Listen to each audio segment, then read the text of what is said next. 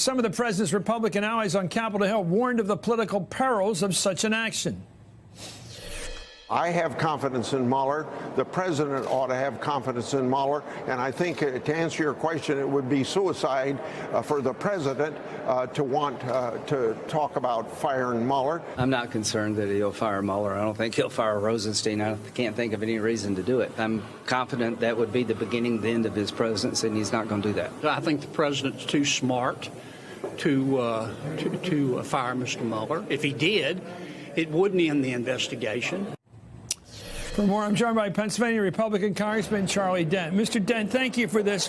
What is the feeling among members of the House you talk to on your side of the aisle, the Republican side, about Trump's situation? He knows what he's done wrong. He may not know how illegal some of the things he did were wrong, but he knows much more than Lindsey Graham or Charlie Grassley or anybody, Chuck Grassley knows. He knows what he's done. He knows what he faces from Mueller. So I don't really care what anybody else says, except what will they do if he fires Mueller? Well, I'll tell you what, at least the Republican colleagues I've been speaking with think it would be a devastating mistake for the president to fire Director Mueller under any circumstances. I think most of us recognize this would be the equivalent of a Saturday Night Massacre, an Archibald Cox moment, if you will. It would be politically paralyzing, even more so than we already are, debilitating, and I just don't know how he'd be able to function. Because that would consume everything, firing of Mueller. So I think he has to trust Director Mueller and let him do his work. He's a man of honor and integrity. And you know, if you're, as Trey Gowdy had said, you know, if you believe you've done nothing wrong, act like it. Do you believe Trump believes he's done nothing wrong in his business affairs? Oh, I have no idea what the president believes. I really don't. All I can say is that it seems to me that this issue is even more serious now than it was 2 days ago. I can't imagine that DOJ and the FBI would, on a whim, enter into the office and the home of the personal attorney of the President of the United States. Well, you're saying two different things. Let me ask you this. Explain why Trump will never let anybody see his tax returns.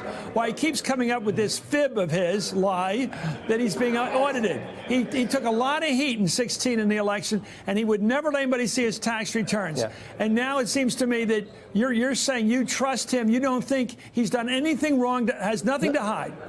No, I didn't say that. I said that, no, Chris, I said you should trust Mueller to do the investigation. I didn't say, yeah, that's but what Mueller's I said. coming at him. He's got something to hide, and Mueller's going to find it, and then he's dead. Right? Well, look, if you're asking me, should the president release his tax returns? Of course. I think he should. He should be much more transparent than he has been. And we're going to end up, I'm sure that Director Mueller is going to find out what he needs to know.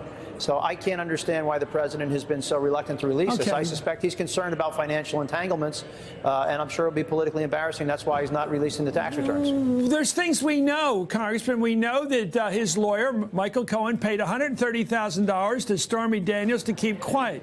We know that now we know there was money paid to the owners of the National Enquirer to buy and kill the story of Karen McDougal. I'm not God talking about the morality of this. I'm just talking the legality. There are questions about whether these constitute implicit campaign contributions by those involved, particularly Mr. Cohen, to the campaign of Donald Trump, and therefore should have been filed under the FEC laws.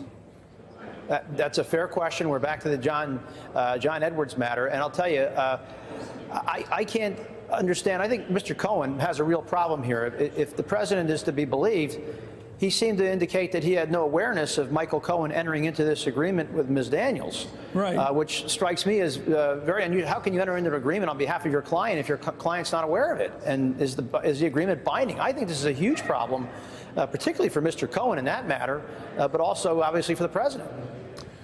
There is also the pattern here, what they call the MO in criminal justice. The president's tendency is to use his enormous wealth to cover up problems. And it's certainly logical. Of course, if he had a problem that he didn't want anybody to know about a week before the election in 2016 involving Miss Daniels, he'd pay her some amount of money. He didn't want everybody to know about Karen McDougal, so he paid the National Enquirer people, had the National Enquirer buy this story and kill it.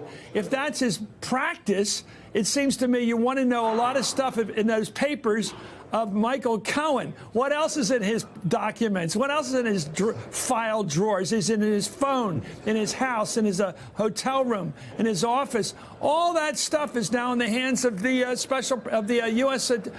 prosecutors in New York. Isn't that something for him to be afraid of? Absolutely. Look, all those questions you just asked, well, that's exactly what it appears that the DOJ and the FBI are trying to get answers to right now. They're going in there and they're going to be asking those questions about, who paid the $130,000? Was there a reimbursement? What did the president know? When did he know it? This is all what they're after. Hey there, I'm Chris Hayes from MSNBC. Thanks for watching MSNBC on YouTube. If you want to keep up to date with the videos we're putting out, you can click subscribe just below me or click over on this list to see lots of other great videos.